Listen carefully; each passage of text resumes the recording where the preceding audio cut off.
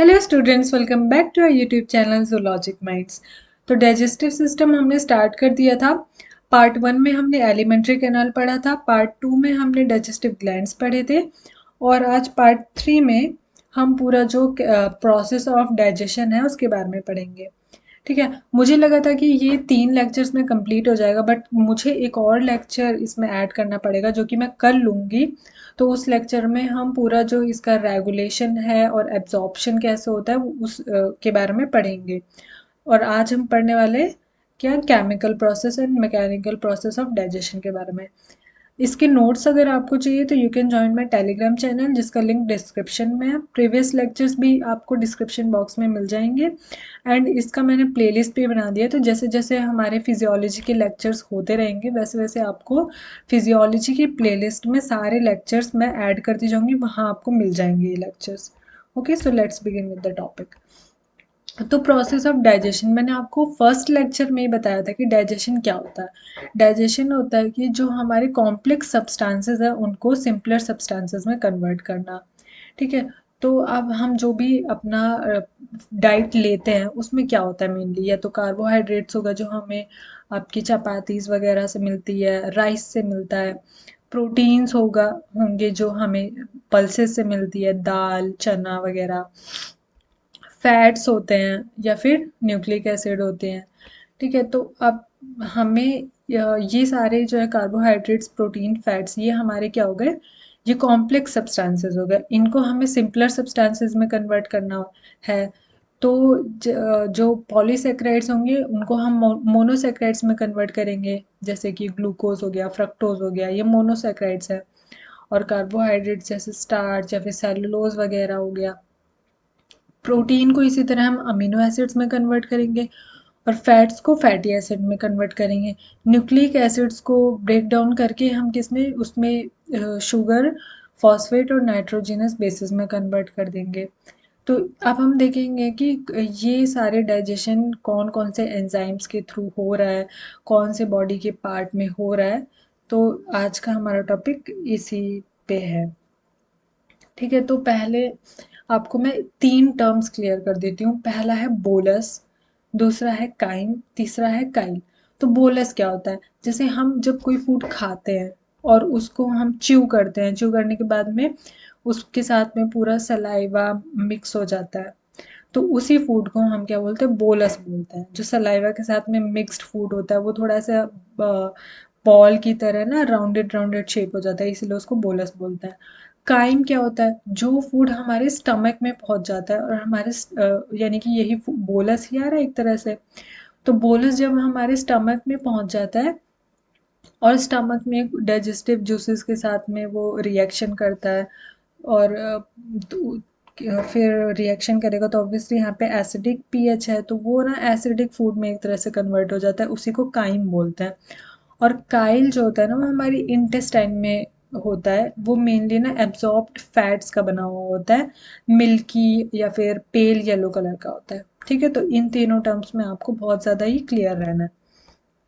तो चलो अब देखते हैं कि हमारा कार्बोहाइड्रेट्स का डाइजेशन कैसे होता है।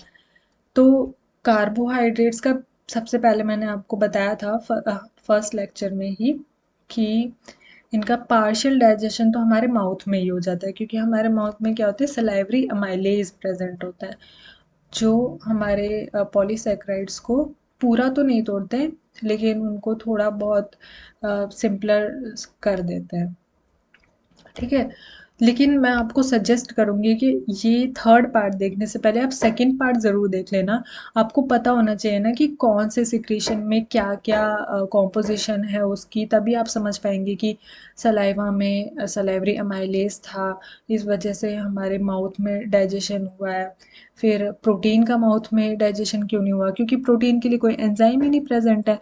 तो आप पिछला लेक्चर ज़रूर देखना कि आपको हर एक जूसेस का, सलेवरी सलाइवा का, गैस्ट्रिक जूसेस का, पैनक्रेटिक जूसेस का, इंटेस्टाइनल जूसेस का, सबका कॉम्पोजिशन आपको पता होना चाहिए, तभी ये लेक्चर आपको अच्छे से समझ आएगा। तो चलो सबसे पहले देखते हैं कि हमारी माउथ में कार्बोहाइड्रेट्स का डाइजेशन कैसे होता है। ठीक है, तो हमारे सलाइवा में एंजाइम प्रेजेंट होते हैं, कौन से, सलाइवरी अमाइलेज, जिसको हम क्या बोलते हैं, टाइलिन भी बोलते हैं, ठीक है, जो हमारे स्टार्च यानी कि जो पॉलीसेकेराइड्स हैं उनको डाइसेकेराइड्स में कन्वर्ट कर देता है, जैसे माल्टोज, आइसोमाल्टोज, या फिर डेक्सट्रिन्स में, या फिर अल्फा डेक्सट्रिन्स में, ठीक है। और यहाँ पे क्या, 30%, सिर्फ 30% कार्बोहाइड्रेट्स का डाइजेशन होता है यहाँ पे। हमारे सलाइवा में लाइसोजाइम्स भी प्रेजेंट होते हैं जो कि एंटीबैक्टीरियल एंजाइम की तरह काम करते हैं, बाइकार्बोनेट आयन होते हैं जो कि बफर की तरह काम करते हैं, और थायोसाइनाइट आयंस भी होते हैं जो कि एंटी माइक्रोबियल एजेंट्स की तरह काम करते हैं, ठीक है। तो अब ये हमारा स्टार्च आया माउथ में, ठीक है, उस पे सलाइवरी अमाइलेज जो कि सलाइवा में प्रेजेंट है वो वर्क किए और इनको सिंपलर सब्सटेंसेस में कन्वर्ट कर दिया, डाइसेक्राइड्स में, माल्टोज एंड आइसोमाल्टोज में, ठीक है। अब वही फूड हमारा आगे गया कहाँ, स्मॉल इंटेस्टाइन में। स्मॉल इंटेस्टाइन में क्या क्या आ रहा है, हमारे पैनक्रिएटिक जूसेस आए, ठीक है। पैनक्रिएटिक जूसेस में भी पैनक्रिएटिक एमाइलेज प्रेजेंट होता है, ठीक है, अल्फा एमाइलेज बोलते हैं इनको, ठीक है। अब ये क्या करेंगी, जो हमारे पॉलीसैकेराइड्स होंगे उनको भी ये पार्शियल डाइजेशन उनका कर देंगे, ठीक है। तो ये हमारा स्टार्च है, जो कुछ पॉलीसैकेराइड्स बच गए होंगे माउथ में वो आगे कहाँ हमारे डाइजेस्ट हो जाएंगे, स्मॉल इंटेस्टाइन में, ठीक है। तो पहले उन पे पैनक्रिएटिक एमाइलेज वर्क करेगी तो वो भी हम उनको माल्टोज एंड आइसोमाल्टोज में कन्वर्ट कर देगी, ठीक है। अब बाइकार्बोनेट आयंस का क्या काम होता है जो पैनक्रिएटिक जूस में प्रेजेंट होते हैं, वो ना HCl जो हमारे स्टमक में रिलीज हो रहा होता है उसको, उसकी वजह से हमारा फूड एसिडिक हो जाता है बहुत ज़्यादा। फिर जब वो हमारे इंटेस्टाइन में जाते हैं तो उनको न्यूट्रलाइज करने के काम आते हैं बाइकार्बोनेट आयंस, ठीक है। तो फिर अब जो हमारे डाइसेक्राइड्स में तो कन्वर्ट हो गए ये, जिन पे पैनक्रिएटिक एमाइलेज और सलाइवरी एमाइलेज ने काम किया और उनको डाइसेक्राइड्स में कन्वर्ट कर दिया। अब हमारे इंटेस्टाइनल जूसेस आएंगे जिसमें हमने क्या पढ़ा था, माल्टेज होते हैं, आइसोमाल्टेज होते हैं, सुक्रेज होते हैं, लैक्टेज होते हैं एंड अल्फा डेक्सट्रिनेज होते हैं। तो माल्टोज को माल्टेज की प्रेजेंट में ग्लूकोज एंड ग्लूकोज में कन्वर्ट कर देते हैं, यानी कि ग्लूकोज के दो मॉलिक्यूल। सुक्रोज को सुक्रेज एंजाइम की प्रेजेंस में एक ग्लूकोज और एक फ्रक्टोज में कन्वर्ट कर देते हैं। फिर लैक्टोज को लैक्टेज एंजाइम की प्रेजेंस में ग्लूकोज एंड गैलेक्टोज में कन्वर्ट कर देते हैं। अल्फा डेक्सट्रिन से को अल्फा डेक्सट्रिनेज की प्रेजेंट में ग्लूकोज के मॉलिक्यूल्स में कन्वर्ट कर देते हैं एंड ऐसी आइसोमाल्टेज माल्टोज को आइसोमाल्टेज की प्रेजेंट में ग्लूकोज प्लस ग्लूकोज यानी कि दो मॉलिक्यूल्स ऑफ ग्लूकोज में कन्वर्ट कर देंगे। तो ये हो गया हमारा डाइजेशन ऑफ कार्बोहाइड्रेट्स। तो हमारा डाइजेशन ऑफ कार्बोहाइड्रेट्स कहाँ कहाँ होता है, सबसे पहले हमारे माउथ में और फिर दूसरा कहाँ, स्मॉल इंटेस्टाइन में, ठीक है। अब देखते हैं कि प्रोटीन का डाइजेशन कहाँ कहाँ हो रहा है। तो प्रोटीन का सबसे पहले हमारे माउथ में कोई डाइजेशन नहीं होता, कहाँ पे होता है, सबसे पहले स्टमक में होता है। तो स्टमक में प्रोटीन के डाइजेशन के लिए क्या प्रेजेंट होता है, हमारे स्टमक में पेप्सिन एंजाइम प्रेजेंट होता है जो कि पहले इनएक्टिव फॉर्म में होता है, इसलिए उसको क्या बोलते हैं, पेप्सिनोजेन बोलते हैं। और एक ये प्रोरेनिन भी होता है जो कि रेनिन का इनएक्टिव फॉर्म है एंड ये सिर्फ इन्फेंट्स में प्रेजेंट होता है, जो कि मिल्क की कर्डलिंग के लिए प्रेजेंट रिस्पॉन्सिबल होता है, ठीक है। तो हमारे स्टमक में HCl भी रिलीज होता है, ठीक है। तो HCl किस लिए इम्पोर्टेंट होता है, HCl है ना एक ऑप्टिमम पीएच प्रोवाइड करता है, ये जो पेप्सिन होता है ना इनको वर्क करने के लिए, और भी HCl के बहुत सारे फंक्शन है हम आगे देखेंगे अभी, ठीक है। तो होता क्या है कि पेप्सिनोजेन जो कि इनएक्टिव प्रोटीन डाइजेस्टिंग एंजाइम है, ये HCl की प्रेजेंट में पेप्सिन में कन्वर्ट हो जाता है।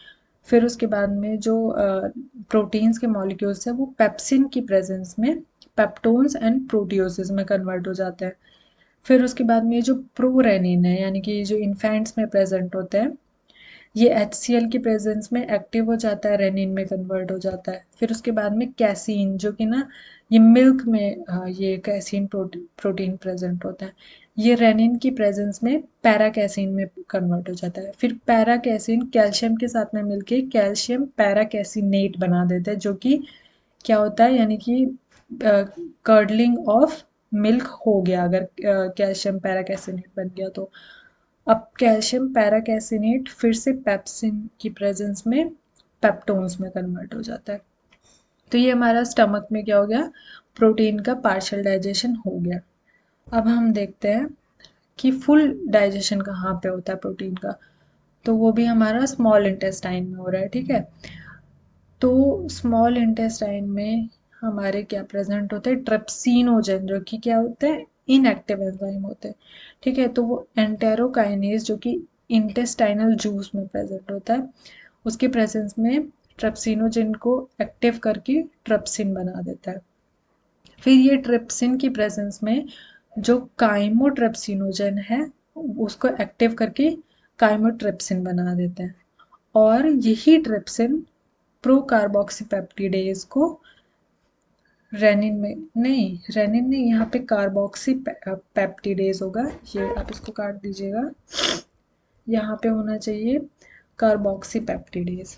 ठीक है, तो ये इनएक्टिव था, फिर एक्टिव हो जाएगा ट्रिप्सिन के प्रेजेंस में। उसके बाद ये ट्रिप्सिन क्या करेगा, प्रोटीन्स को डाइजेस्ट करेगा। तो पहले प्रोटीन को डाइजेस्ट करके डाइपेप्टाइड्स में कन्वर्ट कर देगा।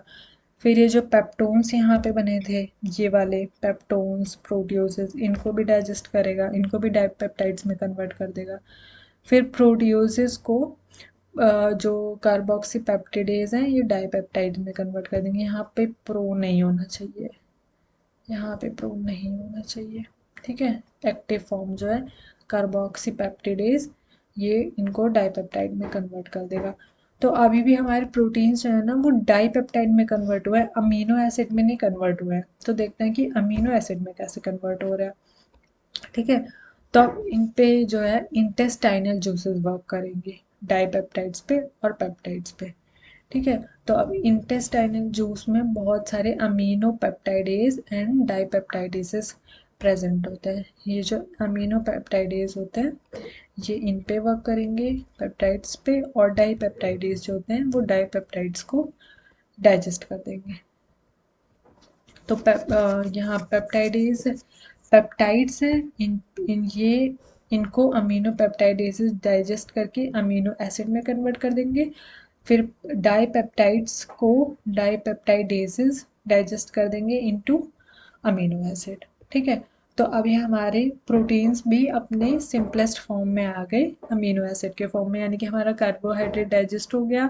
कहाँ कहाँ डाइजेस्ट हुआ, हमारे माउथ में और स्मॉल इंटेस्टाइन में। प्रोटीन डाइजेस्ट हो गया, कहाँ कहाँ हुआ, हमारे स्टमक में और स्मॉल इंटेस्टाइन में। ठीक है, अब देख लेते हैं कि HCl की क्या क्या काम होता है। सबसे पहले तो ये हमारे जो भी फूड में खाते टाइम अगर कुछ बैक्टीरियाज वगैरह आ गए हैं तो उनको किल कर देता है। ठीक है, और ये क्या करते हैं, एसिडिक मीडियम प्रोवाइड करते हैं ताकि जो अ, हमारे एंजाइम्स हैं वो वर्क कर सके, जैसे कि पेप्सिनोजेन हो गया है ना, प्रोरेनिन हो गया, इनके लिए। ठीक है, it provides acidic medium in the stomach for gastric digestion, और ये फूड को भी सॉफ्ट कर देता है और उसको डिज़ोल्व करने में हेल्प करता है। अब देखते हैं कि फैट्स का डाइजेशन कैसे होता है। फैट्स के डाइजेशन के लिए हमें क्या चाहिए होता है, हमें लाइपेज चाहिए होता है ना। तो अब हमारे माउथ में तो फैट का कोई डाइजेशन होता नहीं है, क्योंकि हमने सलाइवरी लाइपेज तो कुछ होता नहीं है, हमने कॉम्पोजिशन में देखा ही नहीं कि सलाइवरी लाइपेज भी कुछ प्रेजेंट हो, तो वो हमारे माउथ में नहीं होता। ठीक है, बट इंटेस्टाइनल लाइपेज होता है, गैस्ट्रिक लाइपेज भी होता है, पैनक्रिएटिक लाइपेज भी होता है। तो ये तीनों चीज़ें फैट्स के डाइजेशन में हेल्प करती है, लेकिन जो गैस्ट्रिक लाइपेज होता है ना, उनका इफेक्ट कहीं ना कहीं बहुत कम होता है, तो वो इतना ज़्यादा काम नहीं करते हैं फैट के डाइजेशन में। ठीक है, तो देखते हैं कि फैट का डाइजेशन कैसा होता है। फैट मेनली ना ट्राइग्लिसराइड्स के बने होते हैं, जो बाइल की प्रेजेंस में, यानी बाइल जूस की प्रेजेंस में जो है ना उनका इमल्सिफिकेशन हो जाता है। ठीक है, फिर जो इमल्सिफाइड फैट होता है वो अभी भी ट्राइग्लिसराइड, बस उसका इमल्सिफिकेशन कर दिया, तो वो पैनक्रिएटिक लाइपेज की प्रेजेंट में फैटी एसिड और डाइग्लिसराइड में कन्वर्ट हो जाएगा। फिर डाइग्लिसराइड पे फिर से पैनक्रियाटिक लैपेज वर्क करेंगे जो कि उनको मोनोग्लिसराइड्स और फैटी एसिड में कन्वर्ट कर देगा। फिर मोनोग्लिसराइड पे फिर से पैनक्रियाटिक लाइपेज वर्क करेंगे जो कि उनको फैटी एसिड एंड ग्लिसरॉल में कन्वर्ट कर देंगे। ठीक है, तो यहाँ पे हमारा फैट का डाइजेशन भी कंप्लीट हो गया जो कि मेनली हमारा कहाँ पे हुआ है, इंटेस्टाइन में ही हुआ है, जिस पे किसने काम किया है, बाइल जूस ने और पैनक्रियाटिक जूस ने। ठीक है, अब देखते हैं कि न्यूक्लिक एसिड्स का डाइजेशन कैसे हो रहा है। तो न्यूक्लिक एसिड के डाइजेशन के लिए हमारा पहले सबसे पैनक्रियाटिक जूस आता है जिसमें क्या क्या प्रेजेंट होता है, डीएनएज एंड आरएनएज। डीएनएज है ना, जो भी हमारे डीएनए प्रेजेंट होते हैं उनको डाइजेस्ट करता है, यानी कि डीऑक्सीराइबो न्यूक्लियस जो होते हैं उनको डाइजेस्ट करता है, और जो राइबो न्यूक्लियस होते हैं उनको आरएनएज डाइजेस्ट करता है। और हमारे इंटेस्टाइनल जूस में ना न्यूक्लियोटाइडेज और न्यूक्लियोसाइडेज प्रेजेंट होता है। तो जो न्यूक्लियोटाइड को डाइजेस्ट करते हैं उनको न्यूक्लियोटाइडेज बोलते हैं, और जो न्यूक्लियोसाइड को डाइजेस्ट करते हैं उनको न्यूक्लियोसाइडेज बोलते हैं। तो ये हमारे न्यूक्लियोटाइड्स हैं जिसमें डीऑक्सीराइबो न्यूक्लियोटाइड भी आएंगे, राइबो न्यूक्लियोटाइड भी आएंगे। ठीक है, तो यहाँ पे ये वाला एंजाइम वर्क करेगा और उनको किन में कन्वर्ट कर देगा, न्यूक्लियोसाइड में, प्लस इनऑर्गेनिक फॉस्फेट को अलग कर देगा। ठीक है, फिर ये वाले एंजाइम्स आएंगे न्यूक्लियोसाइडेज जो न्यूक्लियोसाइड पे कन्वर्ट करेंगे, पे वर्क करेंगे और उनको कन्वर्ट कर देंगे nitrogenous basis and pentose sugar में। तो ये इनका सबसे सिंपलेस्ट फॉर्म है कि जो हमारा न्यूक्लिक एसिड्स हैं वो इसमें फॉस्फेट, नाइट्रोजिनस बेस और पेंटोस शुगर, तीनों चीज़ें उनमें अलग अलग हो गई। तो हमारे जो है कार्बोहाइड्रेट भी डाइजेस्ट हो गए, फैट्स भी डाइजेस्ट हो गए, न्यूक्लिक एसिड भी डाइजेस्ट हो गए और प्रोटीन्स भी डाइजेस्ट हो गए। ठीक है, तो यहीं पे हम इस लेक्चर को फिनिश करते हैं। अब नेक्स्ट लेक्चर में हम देखेंगे कि ये डाइजेशन का जो प्रोसेस है वो रेगुलेट कैसे हो रहा है और फूड एब्जॉर्ब कैसे हो रहा है हमारे इंटेस्टाइन में। अब भाई कुछ डाइजेस्ट हुआ है तो उसको एनर्जी लेने के लिए हमें हमारे जो ब्लड स्ट्रीम है उसमें फूड को एब्जॉर्ब भी तो करना पड़ेगा ना। तो कल हम देखेंगे कि किस तरह फूड एब्जॉर्ब हो रहा है और ये पूरा प्रोसेस ऑफ डाइजेशन कैसे रेगुलेट होता है। ठीक है, तो अब इसमें मुझे एक और लेक्चर यानी कि पार्ट 4 भी हमें ऐड करना पड़ेगा। And till then, stay tuned for the next lecture and like, share, subscribe my channel and hit the bell icon for the latest update. Thank you.